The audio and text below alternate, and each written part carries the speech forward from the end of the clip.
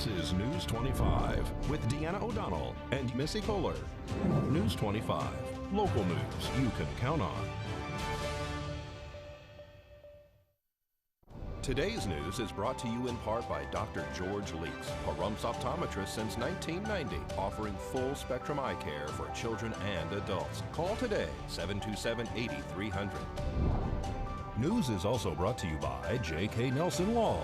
Call 727-9900 today for your free consultation.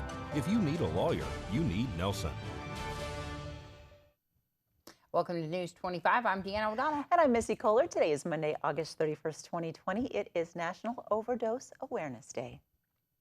Well, the light bulbs surrounding the famous Welcome to Las Vegas sign are glowing purple today in recognition of the International Overdose Awareness Day. We're here today to celebrate Drug Overdose Awareness Day on the 31st of August.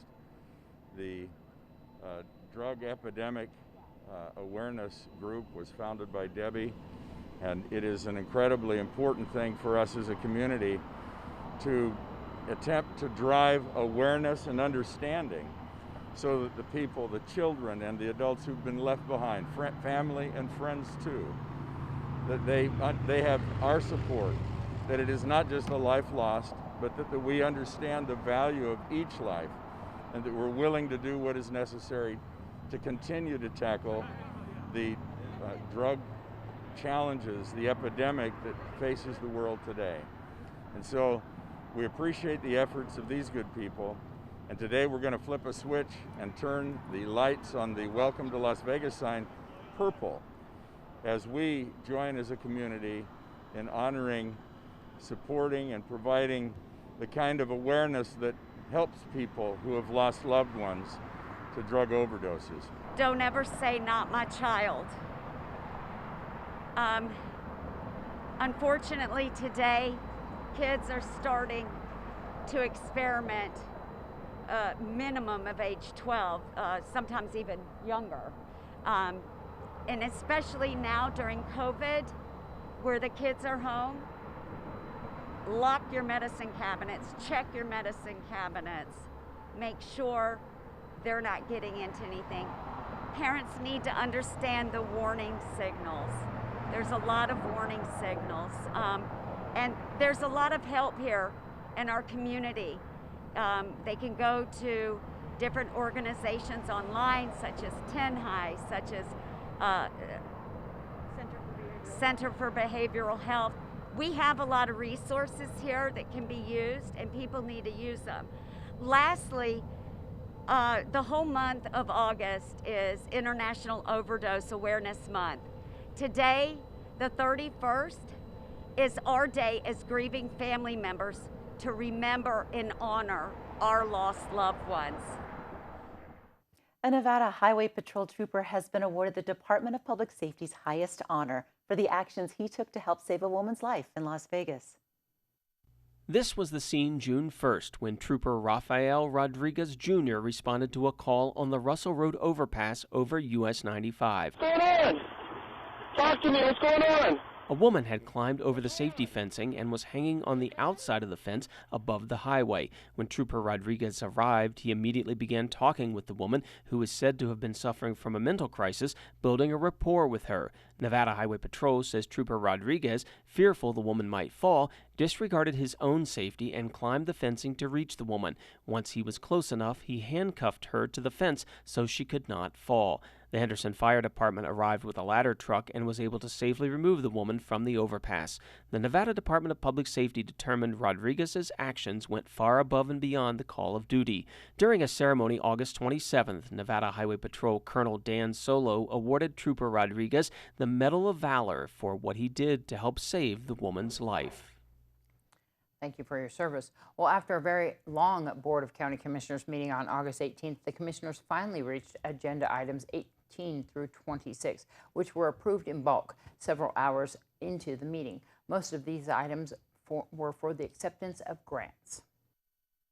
Several items approved were of significant importance to Nye County firefighters. The Nye County Board of Commissioners voted to approve the acceptance of the fiscal year 20 Assistance to Firefighters Grant Program COVID-19 Supplemental through the Department of Homeland Security. The grant is in the amount of $36,544.30 with a matching amount of $1,827.22 to be used to purchase personal protective equipment and backpack decontamination units for the Department of Emergency Management. The next item approved was to accept the United We Stand grant award through the Nevada Department of Public Safety State Emergency Response Commission. This grant is in the amount of $13,068 and will be used for equipment for the Department of Emergency Management. Item 26 on the agenda was the approval of a grant extension for the Sexual Assault Kit Initiative for 12 months. The extension will move the grant end date from September 30th, 2020 to September 30th, 2021. This will allow the completion of training for officers funded by the grant. The next BOCC meeting will be tomorrow, September 1st, in Tonopah. We're going to take a quick break, but when we come back, we'll have your Business First briefing with Angela Miles, and we'll also have your arrest report, so stick around. You're watching News 25, brought to you by Star Nursery, your garden's partner for every bloomin' thing. News 25, local news you can count on. Welcome back to News 25. We're glad you're with us tonight. Despite the effects of COVID-19, history indicates the cruise industry is destined for a comeback, and HP and Dell report soaring computer sales. Angela Miles has reports. Topping our news, the cruise industry hit rough waters during the pandemic, but according to MarketWatch, history shows that cruise operators will likely make a comeback on the high seas. One example, cruise stocks fell in 2019, including Royal Caribbean. The cruise operator survived a shipyard accident, a hurricane, and President Trump's ban on cruises to Cuba. That stock eventually cruised to a record high close on January 17th. Royal Caribbean shares tanked more than 50% during the COVID crisis. Computer sales are soaring. Dell and HP both reporting strong demand from consumers, along with schools that are sticking with online learning. HP sales reached $14.3 billion. Dell sold $22.7 billion in computers. The company admits there is a PC shortage due to tight supplies. Thanks so much, Angela. Well, an alleged intoxicated individual was arrested after reportedly shooting his weapon at and near other people and homes. Nye County Sheriff's Department was dispatched on August 16th to a residence in Beatty in reference to a report of a weapons offense. The reporting party stated that a suspect, identified as Bill Davis, was standing on his porch and shooting what was believed to be a handgun aimlessly from his porch. Officers were also advised that Davis was intoxicated. The reporting party stated that she had dropped a friend off at Davis's residence and said that Davis had shouted at her and that she heard 2 to 3 popping sounds. She drove back to the residence, and her friend told her to drive her home because Davis was firing his handgun and she could have been shot. Upon interviewing the visitor, she stated that Davis was intoxicated and he had allegedly shot approximately 2 times when she was leaving. She could not say if Davis was trying to shoot her. Officers made contact with Davis at his residence. Davis stated that he did not know what was going on and did not remember the incident. Davis appeared intoxicated and shell casings were found near the front door. Davis was arrested for willfully and unlawfully discharging a firearm from a structure within an area designated by the county as populated. Davis was taken into custody, transported to NCDC, and booked. Police say a hired female caretaker took advantage of the person she was entrusted to care for. During the course of an investigation into a possible elder exploitation, Nye County Sheriff's Office arrested Lynette Inch. Inch had been employed as a caretaker for an older, vulnerable person. She allegedly gained power of attorney over the finances of this individual. Inch signed a joint loan for a car as well as procuring car insurance. Inch withdrew money from her employer's bank account. When confronted by the victim's daughter, Inch transferred all of the money from the joint account into a newly opened account that the victim's daughter would not have access to. When Offers interviewed the victim, it became obvious that he was hard of hearing and unable to remember many of the events. Inch allegedly, knowingly exploited a disabled vet with memory problems. She made cash advances on his credit cards and isolated him from his family. Inch was arrested on August 18th and transported to NCDC for booking. She was charged with exploitation of an older, vulnerable person, interception of a wire or radio communication, and isolation of an older, vulnerable person. Well, neighborhood cleanup was a success this weekend, and we'll also tell you how you can help Hurricane Laura victims. All that coming up after the break. You're watching News 25, brought to you by Mountain West Lawyer, Injury Attorneys, 727-9500. News 25, local news you can count on. Welcome back to News 25. Well, last time we spoke with Jerry W. Bell, he was helping hurricane victims in Florida. This time, the Prump man is hoping to do the same for victims of Hurricane Laura in Louisiana. Jerry explains what he's doing and how you can help. I have friends, close friends, and some family who live in that area. And so we want to do number two, and we want to do it bigger and better than before. We want to involve the entire Pahrump community to get donations, supplies. We will have drop points, pickup points. We want to take targeted items. I have a list that will be published of things that the people in the area say we need right now. We plan to take donated clothing and stuff to the area along with a dedicated fund, and we will find out what people want, and we call it targeted donations. We will then leave the area, go purchase the things like mosquito repellent, batteries, can openers, tarps, sanitary items, all these things, take them back to exactly the people that asked for them. The public news says they dodged a bullet. They didn't. The homes are flooded. They can't be used. People have the clothes on their back, maybe. They have no food, no jobs, no transportation, no electricity, and the area is devastated. And the town of Pahrump is going to step up and help. I'll have a Facebook page. I already have people all over the country that I've gotten the word out. We also will have a dedicated bank account set up with a local bank so that people can donate online or in person if they choose, but that money will then be distributed to, as I said, targeted locations, churches, social groups that are helping their people survive. When are you leaving? As soon as we can get this organized. My earliest possible date is this coming Thursday morning. If we can get it together then, fine. If not, we can hit the road. People still can donate while we're traveling, and we plan to do as much video tracking as we can so that the people of Pahrump can see where their donations are going, who's taking it, and who it's being given to. There will be a central donation point located on Navajo Boulevard, 3100 block, and there will be signs. We're just off Homestead, just past the post office. That'll be the central drop-off and pick-up point. Other locations are being set up, and we will publish those around the north side and so forth. And thank you for the people of Pahrump. So if you would like to help Hurricane Laura victims, you can do that by making a monetary donation. Jerry has established an account, or you can drop things off if you like to donate certain items you think people can use.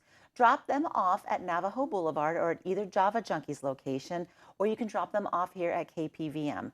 And the list of collection points is growing. For more information, visit Jerry Bell on Facebook, or here's a number you can call him at to find out about making all kinds of donations. Give Jerry a call at 775-253-4891. That number again, 775-253-4891, or find Jerry on Facebook. The end of August wraps up National Breastfeeding Awareness Month. It's well known that breastfeeding has health benefits for both mom and baby, but some new mothers may wonder if it's safe to nurse during the pandemic. According to Cleveland Clinic's Dr. Tosin Goji, it is safe. She says even a mother who tests positive for coronavirus can breastfeed. If she wants to breastfeed, she has the option of nursing directly, or she could express the breast milk. If she's going to express the breast milk, she needs to maintain universal precaution.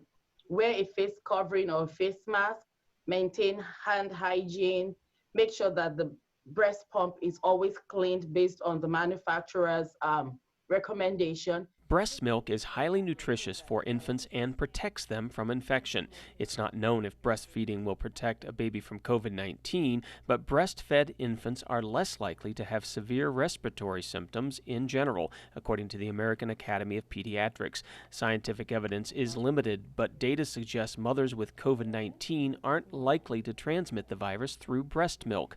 Dr. Goji says women with symptoms or a confirmed case of COVID-19 should properly disinfect their hands before touching their baby and wear a mask while nursing or pumping. When a mother wears a face mask, especially a symptomatic COVID positive mother, when she wears a face mask, she's actually protecting her baby who cannot wear a face mask, whose immune system also is not fully developed. For women who express breast milk at workplaces where there's a high coronavirus exposure risk, the CDC advises new moms to use good hand hygiene and wear a face covering while pumping. Thanks to Brad Francis for that report.